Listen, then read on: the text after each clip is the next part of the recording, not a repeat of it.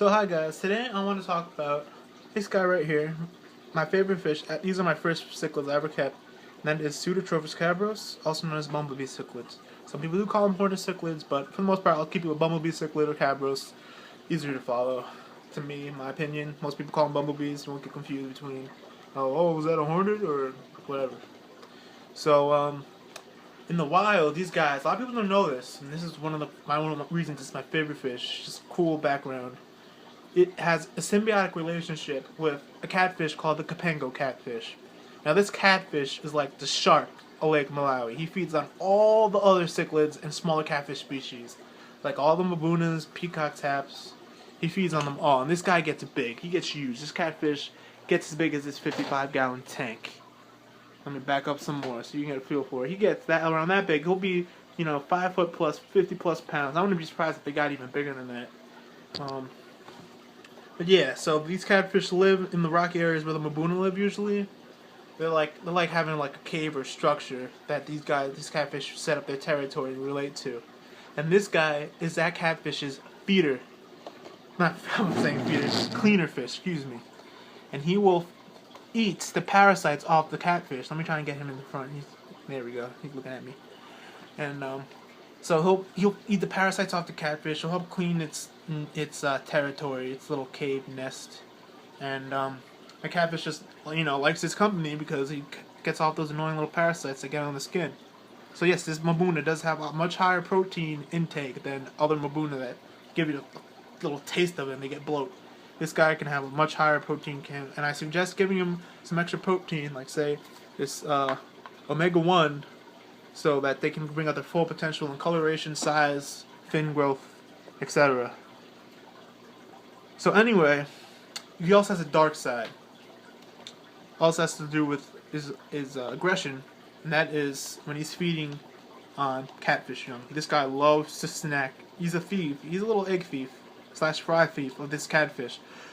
And so basically he evolved in a way that basically he changes colors rapidly. And then the color he changes into, which most people know, is jet black, to confuse a catfish so he doesn't get eaten. So what he does is he'll leave the nest, comes back as a jet black fish. So this catfish thinks, the Capengo thinks he's a different fish. He'll quickly snag a few eggs, a few fry, and then he'll leave the nest real quick before he gets eaten and comes back as a cleaner fish. So the catfish is like, oh, okay, it's a cleaner fish. He's not going to bother me or my young. And that's why they change colors in such a rapid way. Because if they didn't change colors quickly, or they were smart, they all got eaten. All those ones that couldn't change colors fast got eaten. And that's how we have the modern bumblebee of today. They also will feed on other fry. Well, most African cichlids feed on other fry, but a lot of people don't know, or some people do. The Capengo catfish actually ends up raising a lot of other African cichlids fry, because these fish, there's a few species, I can't give them the name off the top of my head, that they'll spit their fry into the nest with the other catfish fry, and the catfish ends up raising the other fry. It's kind of like a reverse cuckoo catfish. Because these catfish actually raise their young, kind of like the emperor cichlid. If you know what the emperor cichlid is, it's this really large yellow cichlid. It's the largest cichlid species in the world. It's bigger than a peacock bass, which is also a cichlid. It lives in like Tanganyika and then raises its young. And these catfish kind of raise similar in like a cave or a depression. And this bumblebee likes to snack on them. So in the tank, oh, I almost knocked down my tripod. In the tank, these guys don't have a catfish that's going to eat them, but that aggression still pulls a play because these guys love to be the top of the tank. So they're going to have that aggression, which brings out that jet black coloring. So a lot of times when he's the most aggressive, top king of the tank boss, look at that king of the tank boss, they're going to stay jet black the entire time. But what's cool is when you come to the tank, a lot of times they'll go back to this coloring because they know you're bigger, you don't want to get eaten, and he'll keep those colors. And they will actually groom your fingers. He will come up and he will nibble on me. I actually eating my skin a little bit before. There he is, he's having a piece. So he's a little bored with my hand now. But actually give you a good little pedicure. Pretty cool fish. So yeah. When he's in the tank, he's going to have that jet black. Look, he's bullying everybody around, bringing out those colors. He's competing for space right now.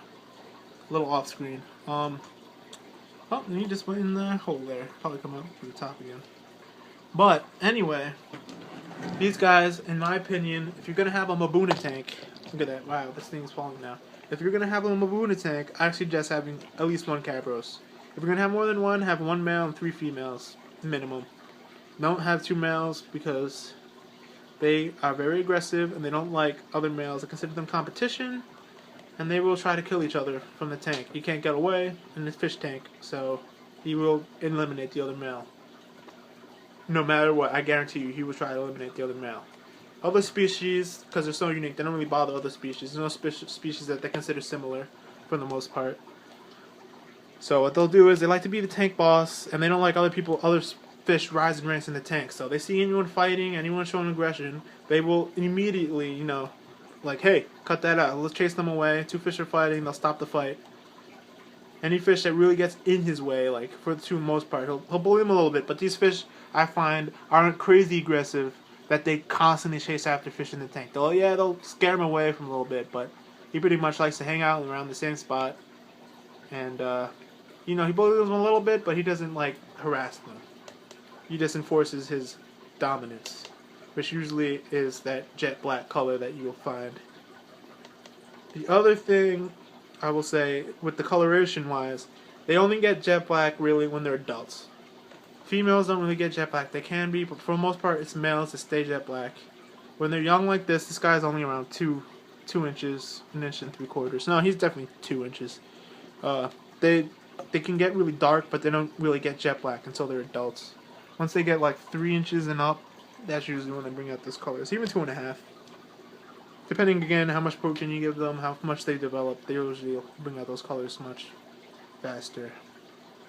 So again, if you're gonna keep these guys, have at least one large territory, because they will get the biggest of all the Mabunas. They'll get 6 to 8 inches easily, and they're not gonna fit in all these smaller cracks like these other Mabunas can. So if you have at least one territory that he can fit in and be cozy, that's good. He'll protect it, and he won't really harass other 2 fish too much looking for a territory that he can't fit in. Also, again, if you're going to feed these guys, you know, just regular cichlid pellets. I use Aquarion. That's like a staple of their diet. Aquarion. They won't make Omega 1 algae, so I use API algae, tropical flakes. For the most part, that's like the main staple, and I do supplement them with a little bit of protein, because that really does bring out the potential of these fish. I also have a bunch of young Mabuna, a little bit of protein flakes. Helps bring out their growth, get these guys grown. It's not going to kill them. I could feed them that flake. For that most part, that flake is heavily veggie anyway, with a touch, a very small percentage of protein. That's not going to bother these guys. Not like I'm keeping trophies that would just die instantly. So yeah. To me, they're the best fish in the tank. I mean, they're my favorite fish in the hobby. I always have to have one. Psuedotropheus Cabros. Hope you learned something that you didn't know. And don't be intimidated to keep this fish. They can be big and aggressive, but for the most part, they're not going to be as crazy as your Elon Goddess or your different Melanochroma species. And again, they usually keep those guys in check, so I always suggest you have one in a tank. That's my experience. Again, I love these fish. Hope you learned something. See you guys. Bye.